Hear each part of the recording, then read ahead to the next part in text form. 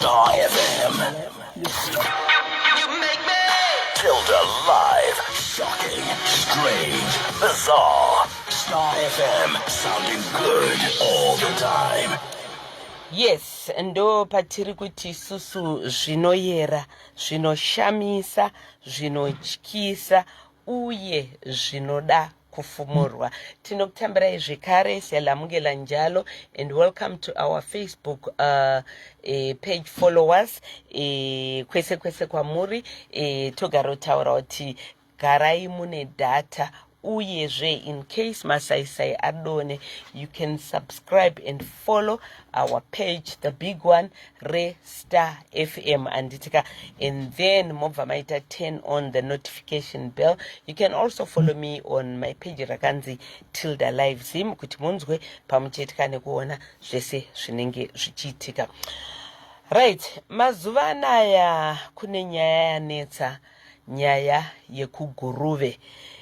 Ndofunga masvondo maviri apfuura takaitawo mukoma kana kuti hama yemunhu ari kupomerwa mhosva dzekuuraya vanhu kudunhu iri rekuguruve. Mushure mezvo paakazobatwa mushure mekunge vemutemo, mauto enyika pamwe chete nevanhu vemunharaunda dzekuguruve vakaisa musoro pamwe chete vakabatana kusvika vabata mhondi iyi. So mazuva apfuura mapurisa achiendera mberi nekuita basa ravo, vakazoenda nemukomana kudunhu iri achienda kuma-indications uko kusiri kutenderwa vatori venhau kana chero ani kuitira kuti vemutemo vanyatsofambisa basa ravo zvakanaka.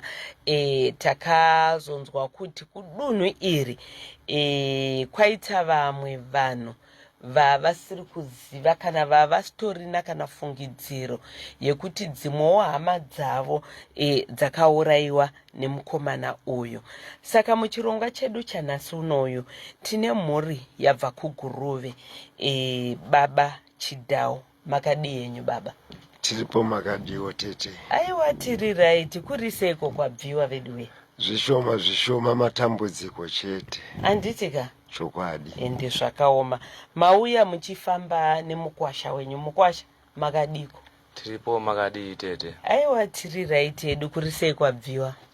Kwabviwa matambudziko. Chema musodzi pamatama. Ende zvakaoma. Tina baba mukuru pamwe chete nemudzimai wavo. Anditika? Makadiko baba mukuru? Tiripo maiguru muri sei? Aiwa, tiripo yedu. Right. Nyika yese yakava nekusuwa zvizhinji nekurwadziwa mushure mekunge vanzwa kuti pane mudzimai mukomana uyu akakwanisa kunoradzawo mapurisa akati pane mudzimai wandakauraya ndikadimbura musoro ndikauraya nemwana wake zvekare ainzi Charity. Mwanasikana wenyu baba? Ichokwadi. Ndogotwe rangu. Ndogotwe renyu? Ichokwadi. Hey, mune vana vangani? Pari zvino ndine vatatu vakasarawo, denga rakandiseka. Hey, ndasara ndine vatatu ivavo. Angane makore mangani Charity? Charity from 2005. 2025 kusvika pari zvinezvi. Akazvarwa 2005. Alright, tongoti angane 20 tongoti chiko mukwasha mudzimai angane makore mangani? 20 handiti toti pamwe gore rinaifanira ungani 21. Shame.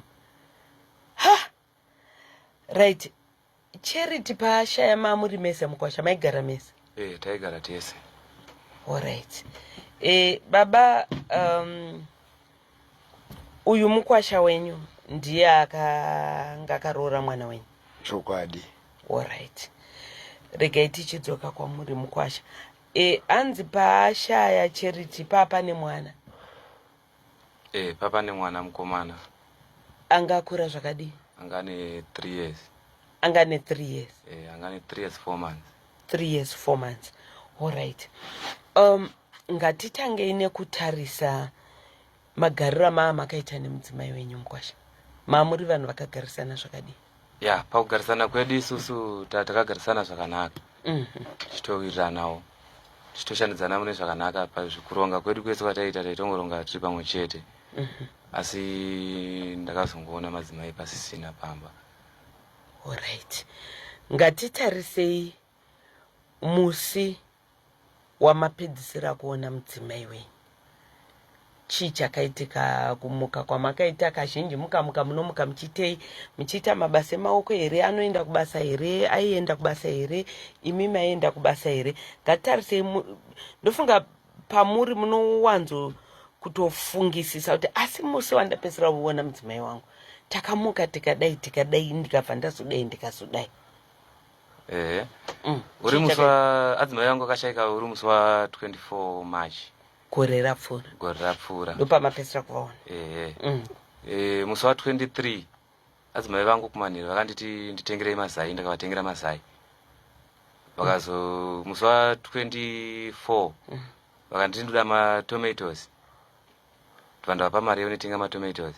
Dzadziri kumanguva idzi? Kuma 5 manheru dzekuseni. 5 AM. Vandavasiya pamba vachienda kumatomatoes. Ndakati chisarai mubike, makatenga matomatoes mebika. Ndakuenda kugarden ndinofanira kugadzira mabeds. Mozouya kuproject kune vamwe medzika muriwo wenyu. Ini ndendagadzira kudhara mabeds ndodzoka ndoenda kunovhura mombe. Maita zvemagarden? Ndaida kunonofudza mombe. Kandaenda kugarden. Chidzoka kugarden ikoko. Ndakasvika ndichiona mudzimai pasina pamba. Makadzoka kumba ngwai? Ndakadzoka pamba kuma 11 ndisvika pamba tibva kugarden. Okay. Mukaona pamba pasina munhu? Ndokuona pamba hapana munhu. Zvinhu zvakandikachamadza nokuti ndichisvika pamba ndakaona pane mapushi achiratidza kuti rimwe rakanga ratasa kumabvazuva, rimwe rakatasa kumadokero. Mapushi avo? Pakachiratidza kuti paita kanenge kakurwisana kwevanhu. Pakatsika chitsitsino chachikangoita zvongokuruza muchani. Saka ndakatadza nzisa kuti ko chii chaitika pamba pangu. Nokuti mudzimai wangu ini munhu wandaiziva kuti haigona kufamba kana 3 meters asina chinhu mumakumbo. Asi ndakaona zvinhu zvake zvese zviripo pamba. Zvakandinetsa kuti ko munhu afamba achienda papi ndokumbodedza ndichiri pamba handira kunzwa munhu. Pamba apa angasara ega? Angasara ega nemwana wake. Mamune vana vangani? Tatine 1 mukomana iye. Mwana iye? Do first born. Right. Kataenda vandamhanya kugarden ndakati pamwe ndapesana nenzira. Ndokuenda kugarden kwekwe ndonobvunza ana mai ko muroora wenyu asvika here? Zvakanzi aiyo asati asvika. Tata ko muroora wenyu kumba uko hakuna, asi bhutsu dzese hapana, bhutsu dzambotorwa pamba. Mapusha akanga akapfeka ndamusiya akapfeka aripo payadi. Madhoo anga akavharwa? Madhoo akakiyiwa akavharwa. Madhoo anga akiyiwa? Sadza rabika rimo mumba. Asi hapana 1 bucket. But mimuri ari munhu asati asvika kunoku ari papi. Vandadzokera futi ndichimhanya kudzokera kumba. Ndosvika futi ndiona hakuna ana munhu ndiri pamwe adzoka pamba. Ndokuona pamba hapana munhu futi. Ndokudzokerazve ndakaita 3 times ndichimhanya kudzokera kugarden. Ndichitotaurira vanhu kana vanhu vangu vakaungana sedunhu vachiita zveproject. Ndichitotaurira vanhu kuti mudzimai wangu handisi kumuona kumba. Saka ndakabva ndabvunza pamwe pane zvamubate zvasara zvakamubata. Akaenda kumusha kwavo. Ko chii? Ndokufonera sisi vacho. Zvakanzi haana kusvika. Ina handida kugutsikana. Vandamhanyazve kumba kwavo. Ndakanosvika kumba kwavo. Kumba kwavo nekwamaigara kwavo kwakasiyana, kwakareba zvakadii? Tingangoti pane zvekuma 4 kilometers to 5 kilometers. Alright. Handasvika kumba kwavo ndanobvunza kuna tezvara vangu. Handisi kuona mwana kumba uko. Mukadzi wangu handisi kumuona.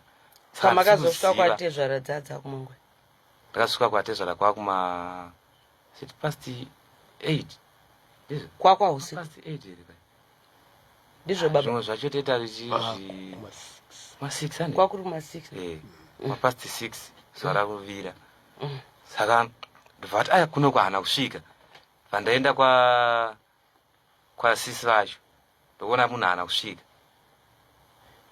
Pandadzokera kumba ndonotarisa futi kumba ndokuenda kumunda kutsvaga kumunhu, hakuna munhu wandakaona.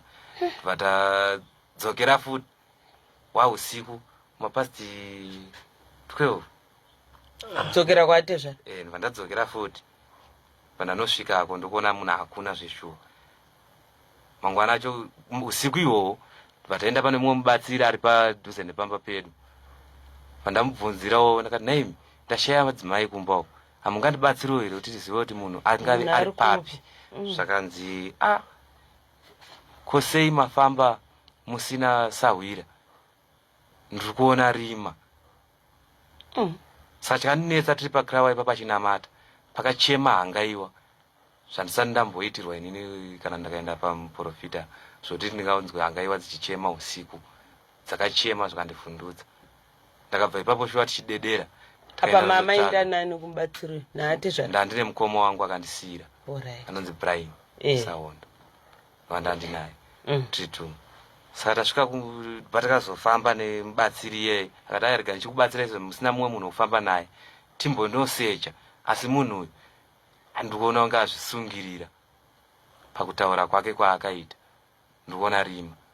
Saka isu tikangozviti but munhu anga azvisungirire nekuda kwei ini munhu wandaparadzana naye maiwirirana kuti anga azvisungirire nekuda kwei.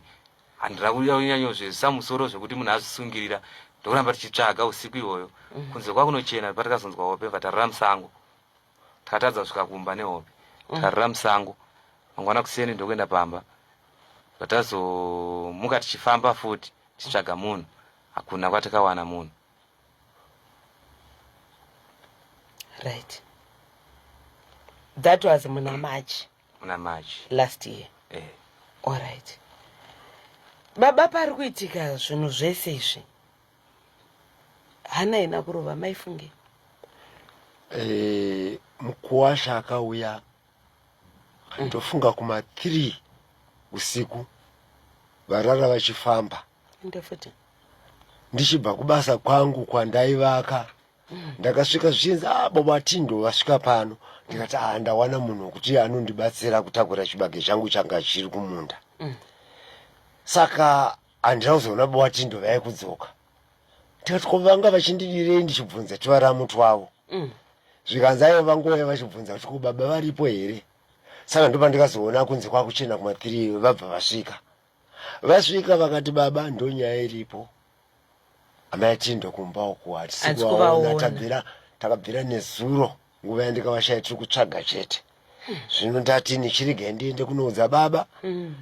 Ndikati kumapurisa maenda here. Zvikanzi aiwa hatisati.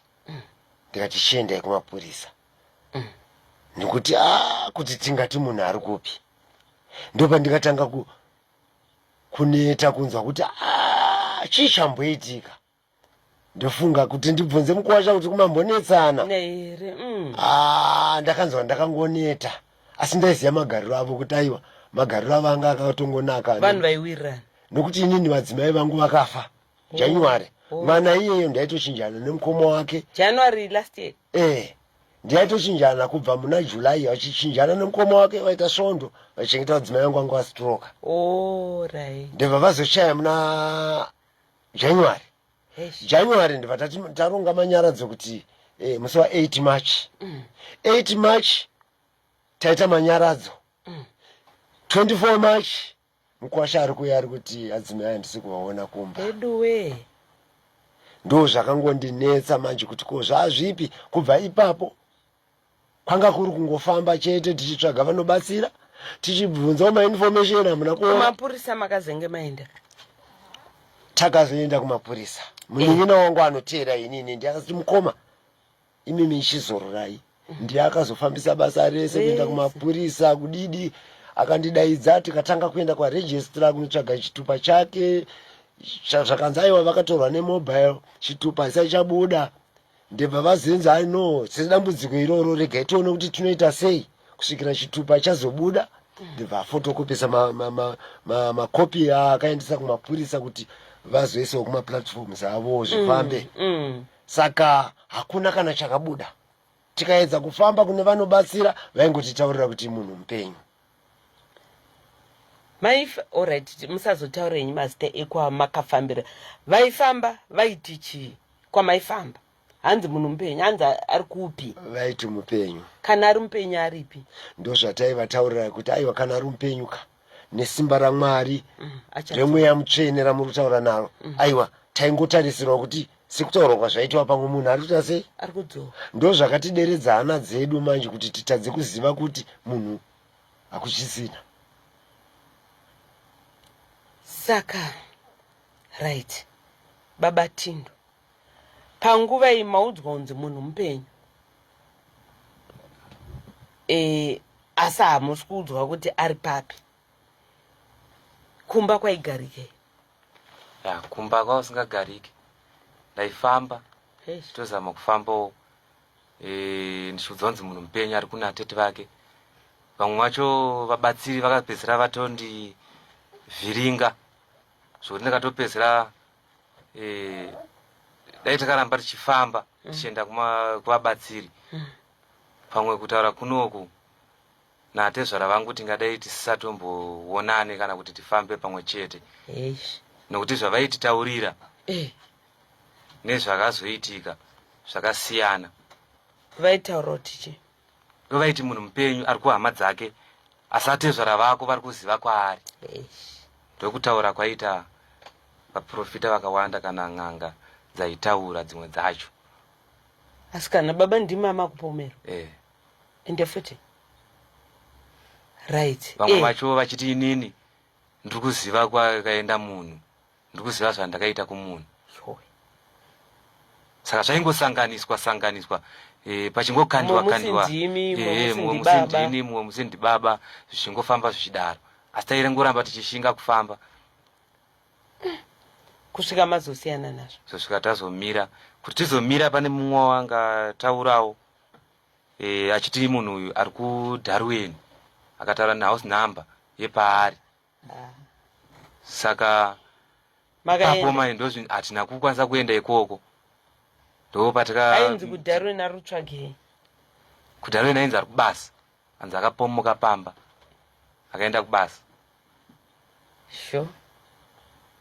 Hamuna kuita simba rekunotsvaga adresi yacho? Simba rekuenda kuDarwin handide kunyepa. Simba ndakarishaya. Ine zvakandinetesa kuti ndiende kuDarwin. Kubva musi uwoyo ndofunga ndakabva ndabvawo pamba nokuda kwemashoko mamwe anga akubuda kana nevanhu vemuvillage.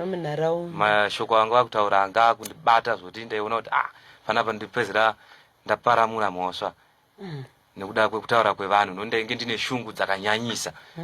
Nevamwewo zvavaitawo vamwe vaigona kudhonza. Pane mumwewo wepanext pangu akadhonza mombe yake akaikanda mufamu medu. Akafamba achiudza vanhu kuti akapunza mukadzi inzwai munzwe chiwema chiri kubuda pagoma. Akandisvibidza. Asi mombe yange yakafa? Akabva adhonza mombe ndokuisa mufamu mune chiitiko chakadaro. Kuti munzi muri kunhuhwa munhu mufamu. Saka nhau idzodzo dzimwe dzakabatanidza kuti ndizoramwa pamba ndokuenda kubasa. Asi kubasa kwacho kwandakaenda kuna kana chakabuda kana chakafamba koko. Pfungwa apa uri kufunga kuti mukadzi nemwana. Hama dzenyu mamadzizivisa? Hama dzaiziva dzaitondibatsiridzawo tichifamba kubva kufamba kwedu. Kana mari ndovaitonditumira kunyanya mukoma ivava. Ndovaitonditumirawo mari kuti ndikwanise kufamba. Ndandisina kana chandandinacho nokuti ndakangosvikirwa tiri padambudziko tichibva pane rimwe dambudziko. Ambuya wangu wabva kushaya. Ndandisina kana pekubata. Right. Hepanoi mukomana akazobatwa akasungwa. Baba makatanga kunzwa kana kuziviswa nani kuti pane zvaitika kumusikana? Mungatiudza musi wacho iwoyo here? Chii chakaitika? Makafonerwa? Makaita zvii zvakanyatsoitika musi wacho iwoyo? Ini ndaitowo murima 3 days before. Asi nyaya dzemukomana makadzinzwa kuti pane uyu anonzi zvitsva lenmo zvitsva anyway zvitsva anga ari kuuraya vanhu. Shoko iroro iro takanga tautoshanda nemadhipatiments akasiyana siyana, masoja, masedichichi nemiwo mamuri imomo. Takatonzi vanhu vese rarai munzvimbo, rarai panzvimbo imwe chete, siyai dzimba. Tiri ipapo takaita basa, taita basa tichifambidzana nemasoja vachifamba nemayuthi. Ndakazozviziva rimwe zuva ndiri kuenda zvangu kumunda. Pane zvamakambofungidzira here kandi mama kuti muchitonzwa nevavaurayiwa vaitaurwa? Dzimwe pfungwa dzaimbopinda kuti kopa zviri kudai apa ko mwana wangu ari papi. Right. Saka ndaenda zvangu kumunda, ndaona ndakaosora ndakaneta. Hanzvadzi yangu akanditi kona mukoma, ko shoko randiri kunzwa kuti ko uye animal zvitsva uyo akauraya, ndiye akauraya Charity. Ndakati mazuva anongofamba. Apo ndaive kuzvisimbisa nezvataibata pakufamba kwataiita. Ndikati apa mwakatongotanga, anga mwana wangu ndiye waakatotanga kuarea kwedu ikoko. Saka ndaenda kumunda, ndiri kushanda ndakuti chirege ndiende kubasa. Ndopa ndikaona mota yeMaCID yasvika Pamba vari kubvunza tuvana. Ndibva ndadzoka, yo baba zvakamira sei baba? Tauya ndisu so. Ameno pano ndo pakashayika here mwana kadzi ane mwana wake? Ndikati mwana wangu ndio gotwe rangu. Zvikanzwira tatendei pamota apo. Vakandibvunza mubvunzo, ndokuvataurira vachindibvunza mashayikiro ake, mafambiro akaita pakushayika kwake, kweimimo makazofamba sei. Tikapatsanangurira zvese vakaenda. Ine handina kuziva kuti shoko ranga ratobuda nechekare kuti Charity akaurayiwa naanimal zvitsva. Ndakazoenda zvangu kubasa, tikaswera tichishanda. Ndikadzoka kumba. Vakangokubvunza ivapedza? Vakangondibvunza, ndibva vanyora, ndibva ndasaina. Ini handisi kuziva kuti mwana ndeshoko riri kutofamba kuti mwana akaita sei? Akaurayiwa. Ndo zvakaitika ipapo. Alright, apa imi makangobvunza bva mangosiwa bva vaenda? Ndibva vaenda. Saka makazoziva papi sei? Pane munin'ina wangu, ende tiri kuarea dzakasiyana. Akaedza kubata foni yangu, haana kuibata. Ndibva bata vamwe vaakabata. Pane munin'ina anoteera kwandiri. Ndibva ashayirwa foni nemumwe munin'ina wedu. Zvikanzi imi taona panga pane convoy yemota dzanzi dziri kuenda kwaSahondo. Mwana wedu akaurayiwa naanimal. Kumba kwemukwasha. Aiwa. Mukomana aishayira munin'ina wangu ari kunitova nerimwe famu vanofamu. KwaSahondo kwaiendwa ndikupi? Kwavo ava. Ndichanchiri chokwadi. Ina hapana ndandiri murima.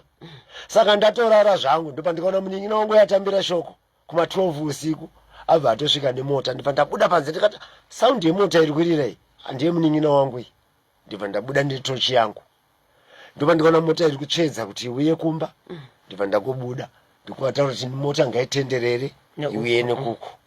Saka vachisvika zvikanzi shoko ratafambira kwauya foni zvakadai. Munin'ina wangu akatova confused. Zvakanga zvakuita kunge pamwe ishoko risina kufamba zvakanaka. Ndokuchitanga manje kuenda kwanga kwanzi kwakasvika shoko, asi hatina kunge takwanisa kuripirwa panguva yekunzi isisu tigarire kuvhireji redu 4.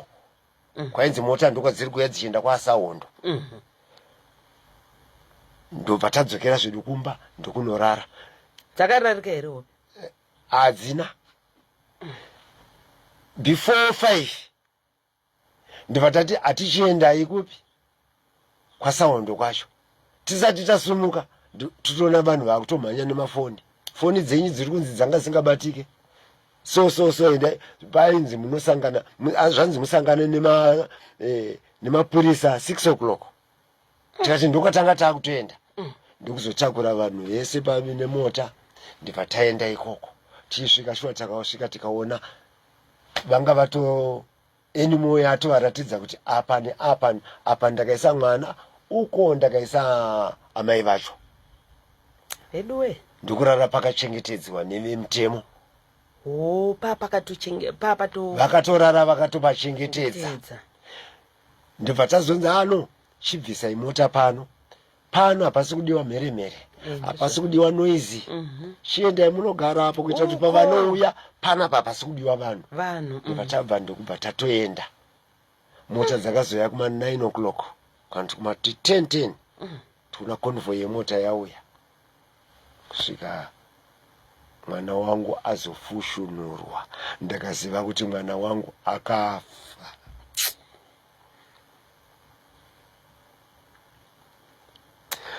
Ndinotadza kuti ndinyatsotsanangura. Ndikafunga mari yandikaburitsa, ndaitenga mombe dzangu 3 kana 4. Ndikasiya mabasa angu, ndiri kumurimi, ndakaenda kumaminda kunorima. Asi ndakatadza kuti ndoita sei ndichisiya mabasa, vamwe vanhu vachipomera kuti inini ndiri kuziva kune mwana wangu. Ndakaromba ndiri kuziva kune mwana wangu. Nhasi ndabatana nemunin'ina wangu akabatsira, akaziva kuti akashanda kumutemo, anga ari ticha.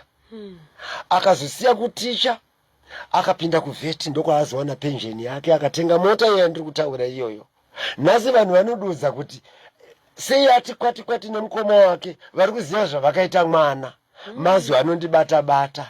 Nhasi vari kuti kudiko, nhasi Charity Animal ataura kuti ndakatora vanhu paSaund apa ndakaisa apa. Nhasi vanhu vari kuti kudiko vaindinanganidza mazuva asiriwo. Nhasi Animal asiya mataka mumisha yakasiyana-siyana. Vanhu havachawirirana. Nhasi chokwadi chabuda. Vachanditokudi vanondichenurawo papi kundiisa pasiripo. Ndakaberekera chechi huru yamunoziva, chechi yekwamarangi. Handina gwenzi randinobata. Ndakaberekera muchechi nanhasi. Chero nguva ndogona kudzokera kuchechi yangu, ndinongonoturikwa kuti ndandangosautsira nzira. Handina mishonga inorema, kana kuti ndiiti inini ndakabata mishonga inorema. Asi vanhu vachindinanganidza inini. Ko nhasi nechiitiko ichi chaAnimal ichi, ndakatenda zvangu kuti hurumende vakagona kumupfura zvisingaurayiwe. Dai akaurayiwa chokwadi chaiita semwana wangu airova tisingazive. Ende ndogopesana nevakuwasha, ndopesana necommunity. Hama dzangu dzese dzobva dzandinanganidza kuti ndiwe. Ipapo pari kundibata izvo. Kana kudya chaiko handisi kukwanisa kudya, ndotarisa mari yangu yakaparara. 8 years ndichishanda, madzimai angu astroka, vachichengetwa naCharity. Nhasi uno vanhu vetaura zvavanoda, achichinjana nemukoma wake svondo. Ndikati aiwa vana ndozvakangonakira kuti vana varorwe pedyo. Vakachengeta amai vavo kusvikira amai vavo vazorora. Urai ndakachengeta amai vavo, ndaiziva kuti vari kurwara, ndiri kuriritira. Kana nyangwe mari yangu yakapera, ndaipepesha mudzimai wangu. Ko zvino mwana wangu uyu asina kurwara, kungotorwa kuurayiwa sembwa kunze regai tingonoicherera, kudimurwa mapitsi. Ndiri kubatikana zvikuru.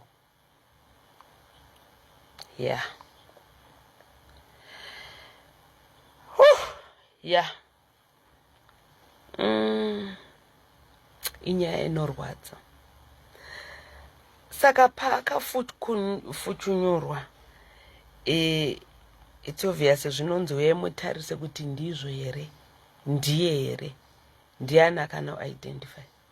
Ndakatadza kusvika ipapo zvokuti kana munin'ina wangu aingofungira kuti pamwe mukoma wangu angadoni. Munin'ina wangu ndikadai ndauya naye, ndiye anga aimira pane zvese kubva pakushayika kwaCharity. 4 days before Charity ashaika, ndiye akazomhanya akati mukoma zororai, zorodzai pfungwa dzenyu. Ndiye akamhanya kumapurisa, wandidaidza uyai tiende kumapurisa. Ndazodai mukoma, ndaenda kumapurisa zvanzi zvakati. Achifamba ndiye ane mari yake yakawesta. Ndotarisa mari yandikawesta inini, vanhu vachitaura kuti ndinoziva kune mwana wangu. Ipapo pari kundibata zvikuru. Toda kungotenda Mwari kuti zvakabuda pachena baba. Ndofunga sekutaura kwamuri kuita kuti all right. Dei munhu akafa, asina kutaura zvisina kubuda. Handina nhasi dei muri kungonongedzwa. Ichokwadi. Right, Mukwasha, pakaitika zvese izvi zvichizozikanwa kuti zvechokwadi mudzimai wenyu ndo zvakaitika, imi muripi? Ndaigara kumvuri. Pandakapomuka pamba ndandakugara kumvuri, ndikanda ndakugara ndichienda kubasa kuChrome. Alright. Ndokwa mama kugara. Ndandakugara kuChrome ndichiita zveChrome. Saka shoko rakasvika munhu atowanikwa here, rakasvika sei ende muchiuya zvakafamba sei? Shoko iri rakasvika musi wa 12 January. Ndipandakaudzwa nemukoma wangu, akakwira kombi akauya akasvika pandandiri. Nondaimbotaura naye ndichimudza pandandiri.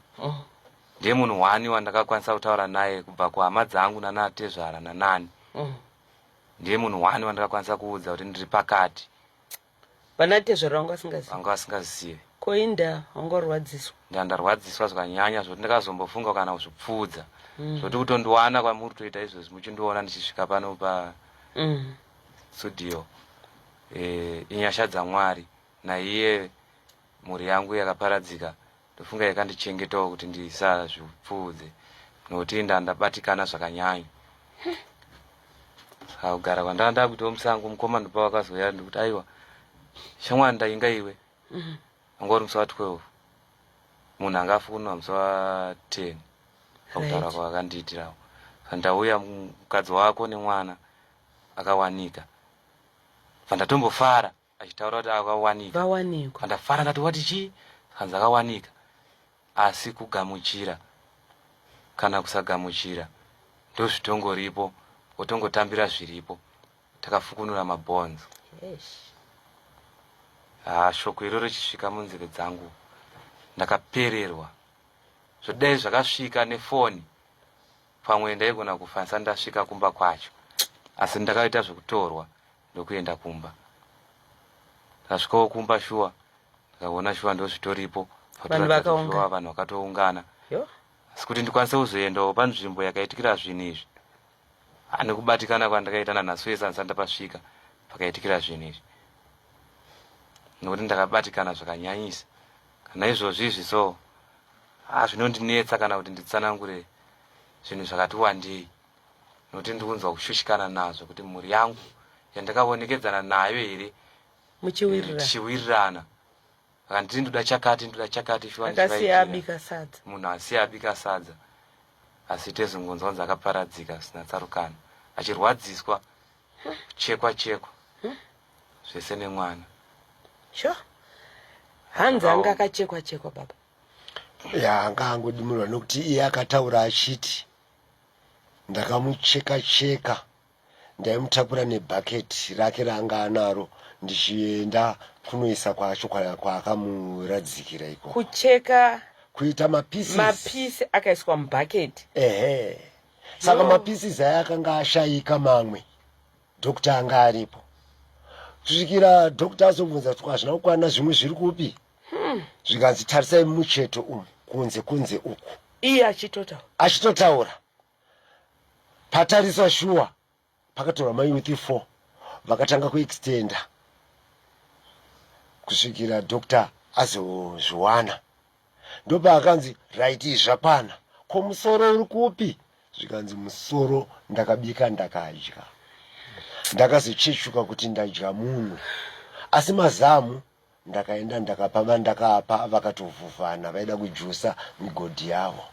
Kuvhuvhana ndokuita sei? Zvezvekuti mumwe anenge achiti ndingangoshaya. Vakasheya mazamu.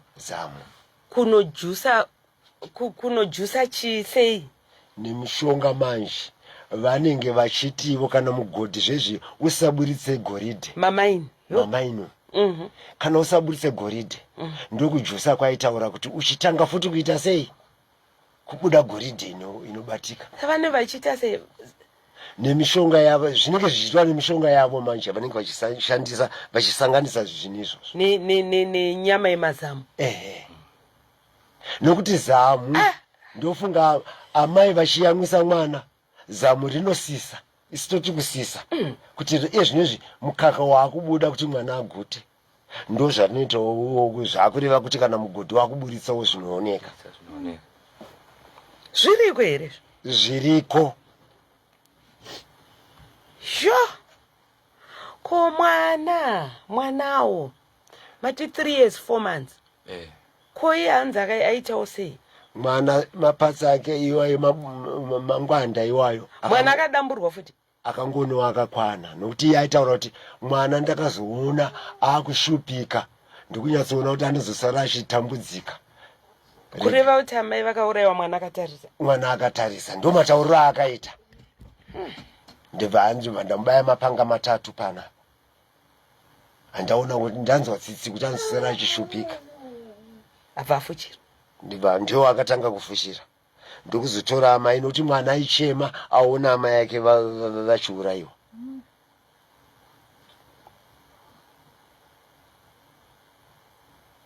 saka mai vakatorwa kumba naye ndozvakataura ndofunga aiva taimira nguva yavakabva kuna amweni vakuti chirege ndiende tichitora bhaketi rangu tinosangana uku ndopavakasangana nemiedzo iyoyo ndofunga iye akangonyuka tichinzwa tinongonzwa kunzi akasvika achita seanokumbira mvura yekunwa ndopaakatora amai ava nemwana wavo maimuziva here munhu kuarea kwandakabva ndokwaanogara takangosiyana chete mawadzi ndokumuganhu pawadhi yedu yataigara isisu ndaenda kuBerisi kwandiri mukwasha munhu maimuziva here ainge ari muarea menyero akambomone uyu munhu uyu hainini ndirisainini ndasingamuzive kana kuarea kwedu takangozonzwawo kuti munhu uyu aitombowanikira kuarea kwedu ikoko panext farm but zvokuonana naye inini ndinobvira ndakaonana naye ndofunga panguva yacho yaaigara ikoko nandichiri mupana ndichiri mudiki zvoti kumba kwaaigara kuna mbuya vake nekwamuri kure zvakadii ini kana kwaanogara kwacho kuna mbuya vake handitombopaziva handikuzive ndongoita kokungonzwa kuchitaurwa shame baba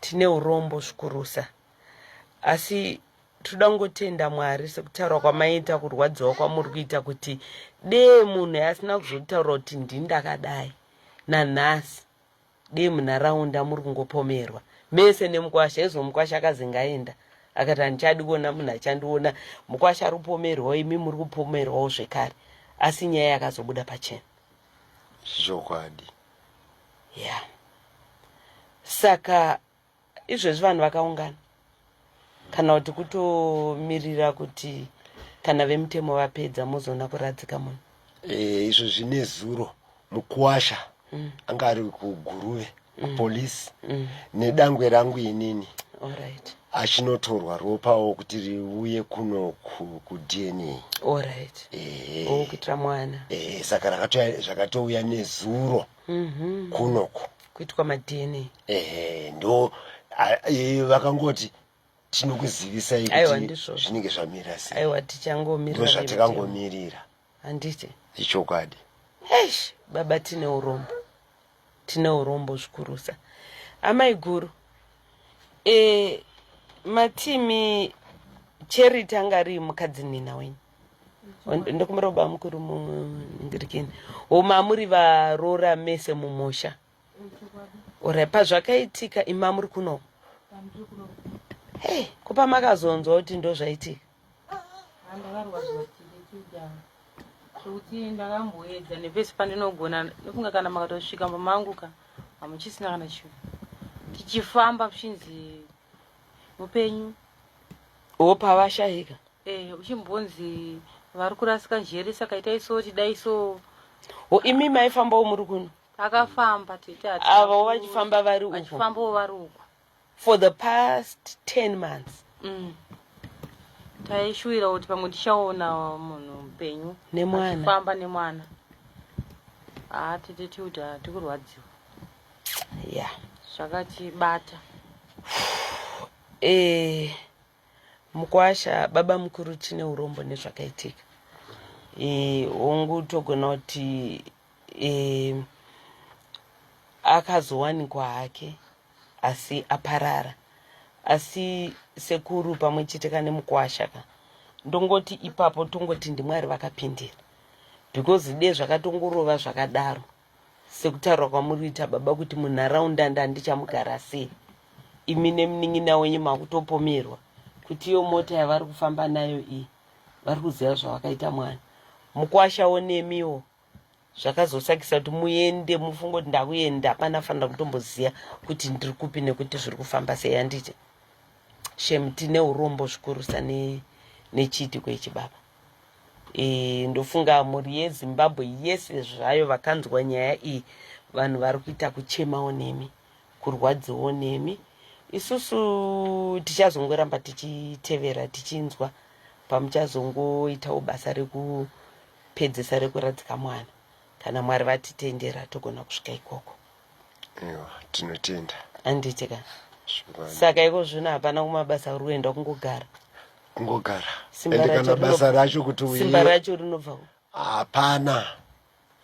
Unogona kuita kunge urida kuenda kunoita basa iri ukanganwa futi kuti urida kuita chii, unoramba uchidzengerera. Zvandakaomerwa. Seni ndogona kuita 3 days. Hapana kana chekudya, ende ndisikatomboda chekudya chakasviba pamberi pangu. Hausi miri wangu uyu. Ndapera panhau yaCharity, kunyanya muzukuru wangu.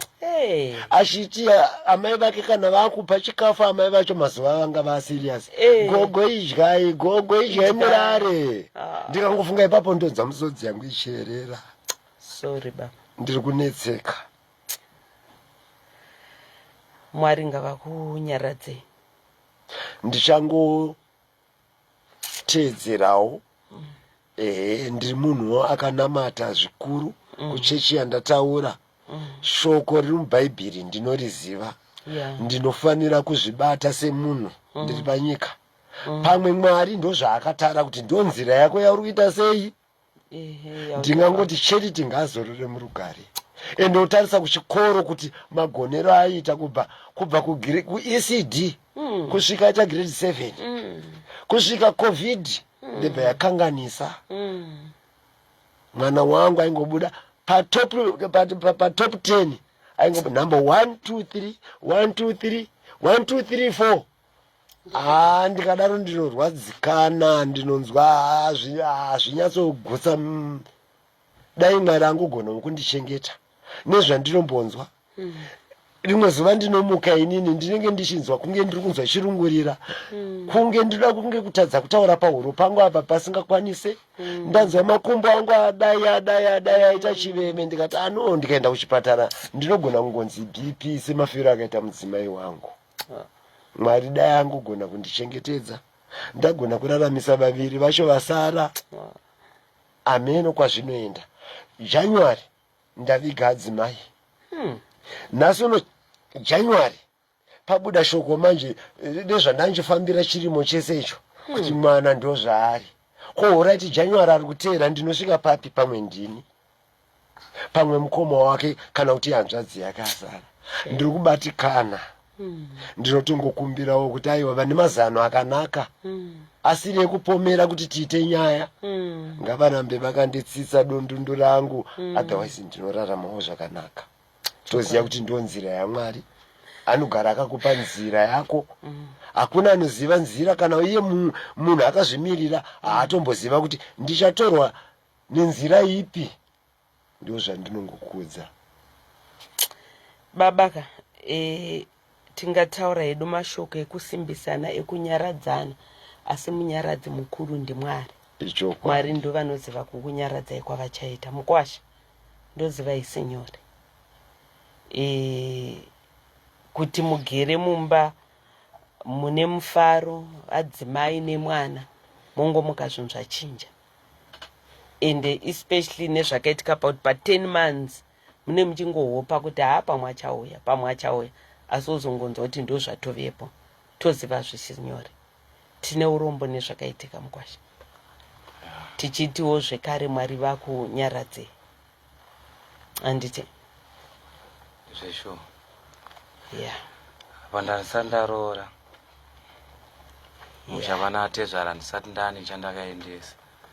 Zvinhu zvikundishusha izvezvi kuti ndichatangira papi kana iko kuradzikwa kwake, ndichatangira papi kubasa kwandandiri.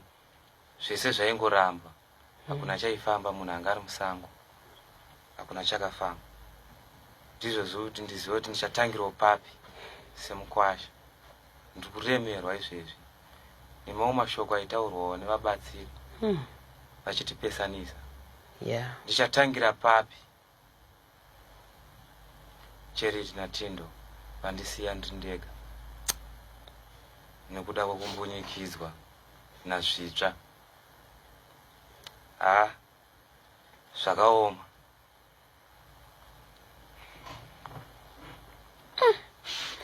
Baba, vemhuri yekwazvitsva vati vauya kuzobata maoko kana kuzotaura nemi? Hakuna munhu. Musi Saturday ndakaenda kumusha, tauya ndifunga ndakauya ndo musi wafukunurwa Charity. Ndakasvika munin'ina achiti pane mwana wachurweni wacho ainzi akapirwa mazamu. Zvichinzi akaenda kunotaurira baba wake kuti enda unozvichenura kwaachidhawo, zita rako riri kubuda. Kutaura ava ivo vanhu vacho vakapiwa mazamu dzadziri chishamwari dzake vagarisana. Vagarisana. Yo. Saka ndakasvika zvichinzi anzi endai baba munokumbira ruregerero kana munozvichenura kwaachidhawo kana musirimi. Akaedza kuda kuuya but akasvika pamwana womukoma wangu anowa maoko mangu. Akanzi kwaoda kuenda kwa baba woko chenjera kuti nyaya dzacho hadzimire zvakanaka. Ndifunga ndiko akazidzokera ikoko haanazosvika kumunin'ina wangu wenumber 3. Ndakasvika ndichinzwa nyaya iyoyo.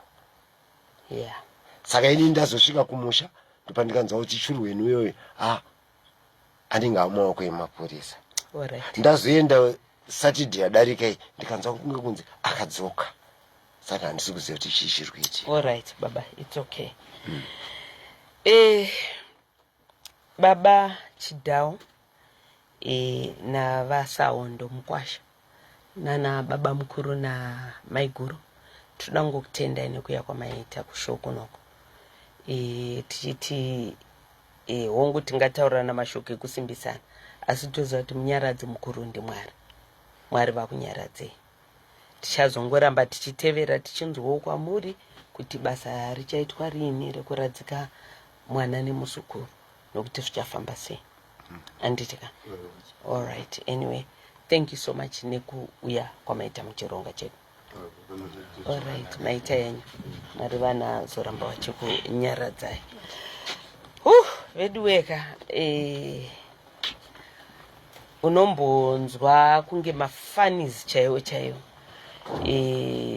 Kuti shuwa zvinhu zviri kutaurika izvi zvinhu zviri kuitika here, zvinhu zviri kuraramika here, ende pakadai munhu unomudza mashoko ekuti chinyi, mashoko akaita sei ekunyaradza.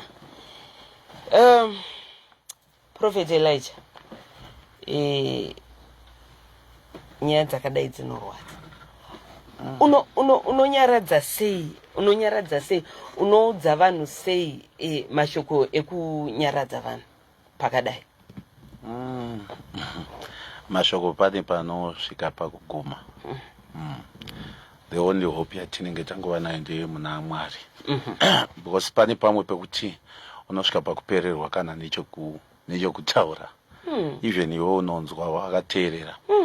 You end up usina kana wedi rokutaura. Kuratidza kuti mukomana uya akaita zvinhu mhepo yacho haisi right. Ende ndanyanya kurwadziwa neuyo ari kuti ndandisina futi kudi kuroora. Aya ndo mamwe ma1 aya. Because panogona kutanga unzi chitanga waroora tsati aradzika munhu. Pane pakaoma. So issue iripo ndeyekuti but the good thing is So at least vanenge vanotaurika zvavo navo kungoita because procedure iyo inofanira kuita asi at least awana yakaoma zvekudaro because kune kumwe kune nyaya hombe chaidzo kwadziri kuda saka apa at least anogona kutaura natezvara vake oita zvirango zvinofanira kungoti zviitwe.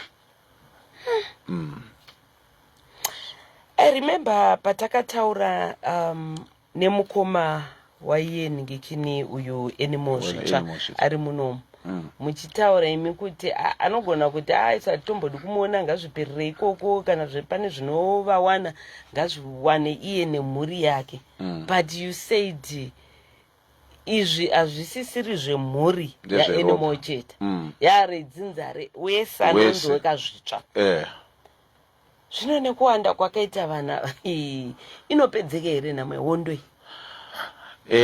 mukanzwa grievance nababa pavatotaura handiti then vane imwe statement yavasotaura kuti uyo akazoita sokuti aida kuuya kuti titaurirane muupenyu tete chinhu chakakosha ndechekuti gona kuyanana nevanhu vautadzirana navo nometa kuti hapana dhola ratiraiswa sori yakangokosha tisati aenda kumwe kunhu mhuri yacho iyoyo vanofanirwa kuzvinzwisa zvinhu izvi uyo atori kujero uyo ko akamuka akaparara hasipo but mhepo yaasiya mumusha ndo yakakura saka zvinotoda futi ivo vacho kana vazhinji vacho ndozvati vari kuteerera nyaya iyi unotoita kuti uite follow up kana vari kuteerera right now my advice to them is ngavasumuke vatevere mhuri imwe neimwe yavakatadzira.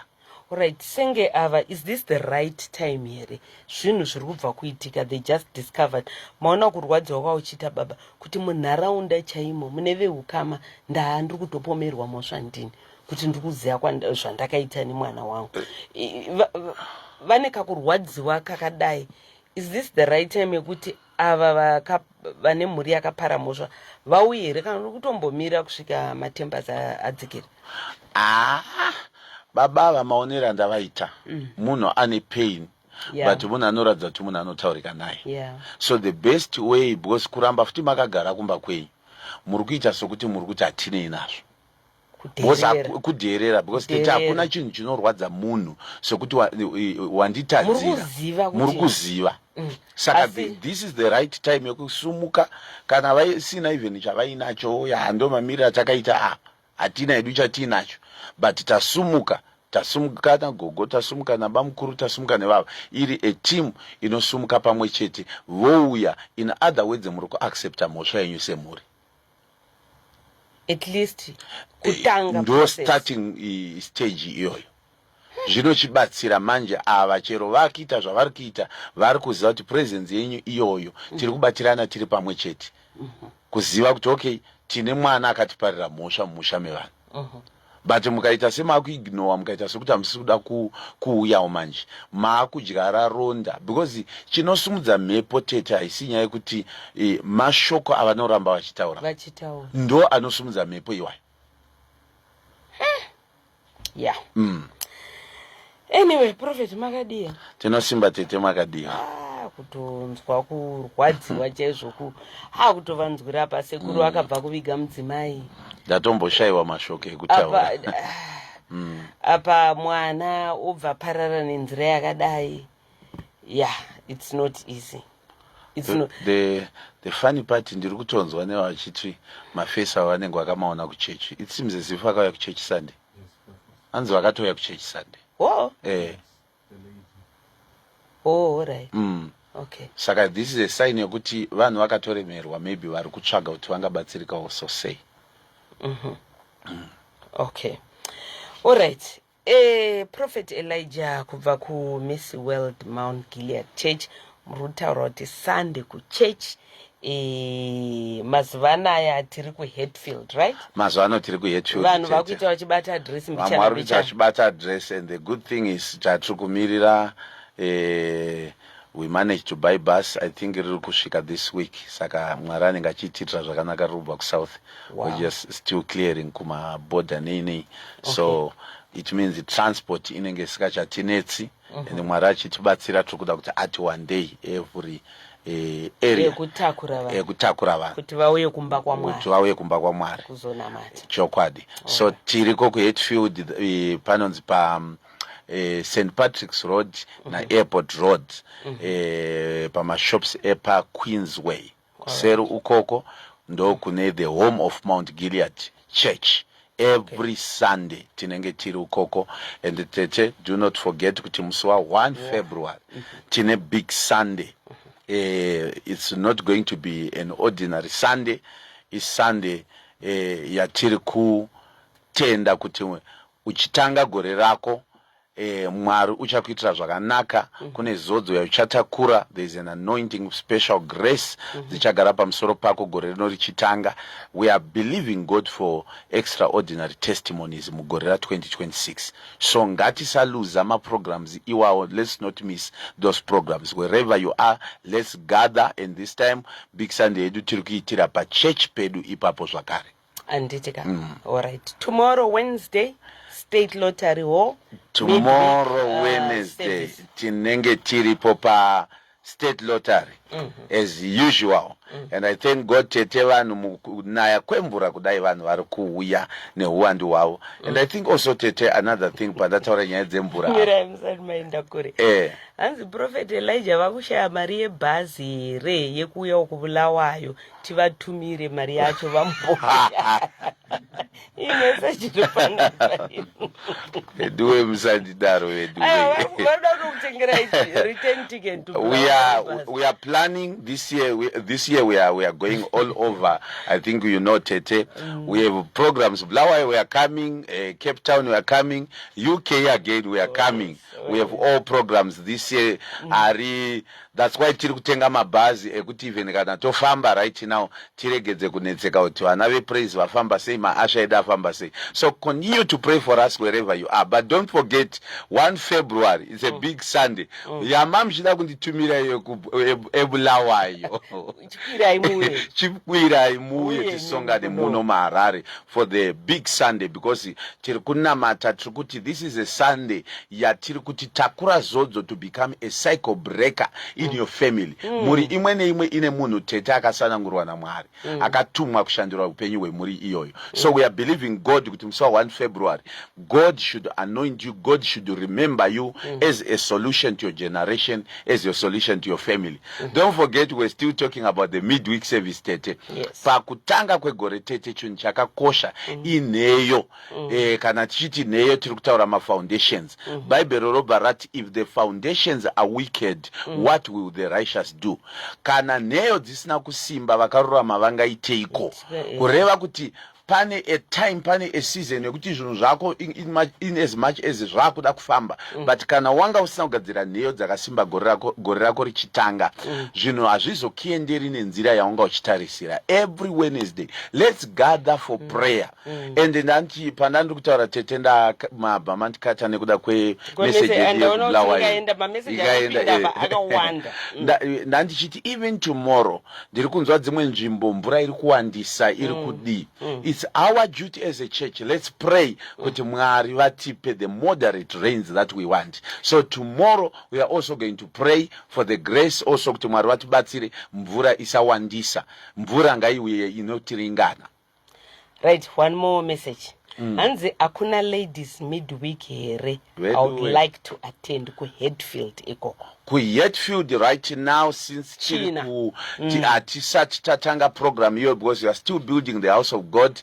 Takaitenga iri warehouse, so we are changing everything.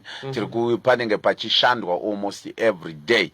But my programs iwawo are kuya especially prayer line. Kana tapedza rain season tinenge tine prayer line every Saturday.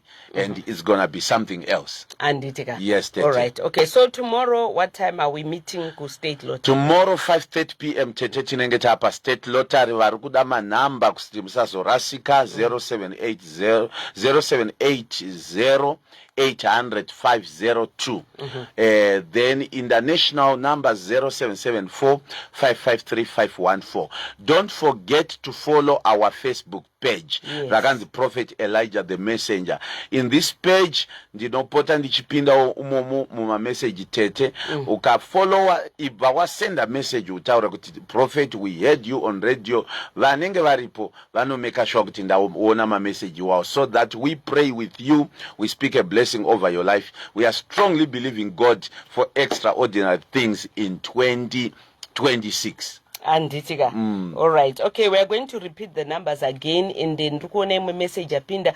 Hanzi Prophet ngavatudza kuti mabhazi anokwirirwa papi toda kuya ku Big Sunday musi wa 1 February. Chigara wanyora number idzi. You can send your message there, and then mucha reply wa mchiudza kuti mabhazi anowanikwa papi. 0780 800 502 0780 800 502 kana 0780 114 141 0780 114 141. My international followers 0774 553 514. Prophet, tukuda kutendai nekuya kwamaita muchironga chedu chanasi. Don't forget, every Friday tinenge tine my live program. But tete to the page tichinamata nemuno wese kubva nenguva dza 1 kusvika nenguva dza 2. God bless you. I can't wait to see you tomorrow. Andicheka. Thank you. No, thank you so much, Prophet. Thank you so much. Nekuya kwamaita chimba mashoko amataura achanyaradzawo uye nekuti vakaparirwa mhosva kana kuti vakapara mhosva vaitewo zvakanaka. Right, so it's the 2026 Mother's Day event, local event. Ichazenge iriko musi wa 2 May ku Harare Gardens. 2026 Mother's Day event ichazenge iriko musi wa 2 May ku Harare Gardens. This year it's gonna be bigger and better. Kune vakauya last year makaona zvakaitika, asi gore rino 2026 kuchazenge kuine mibairo yakawandisa uye kupfura mibairo yange iriko gore rapfura. Mibairo mihombe inenge iripo, tichange tine mastendi edzimba kubva ku Destiny of Africa Network chazenge ari 5, and then kozotiwo motkari. Last year tatine mota 3, asi this year kuchazenge kuine mota 5. All you need to do is you need to qualify kuti unge uchipinda mudraw nekutenga ticket re $30 kuti uye ku event iyi. This year around tinenge tiri ku Harare Gardens muguta re Harare. Tickets are now on sale, tickets are now available. Saka kuti muwane ma tickets aya, please feel free kufona panamba dzinotevera 0786 528 180 0786 528 180 ne 0718 508 815 0718 508 815. Mother's Day 2026 local event at Harare Gardens. Wasala walala, hanzi wasara wasara. Saka hurry and get a ticket.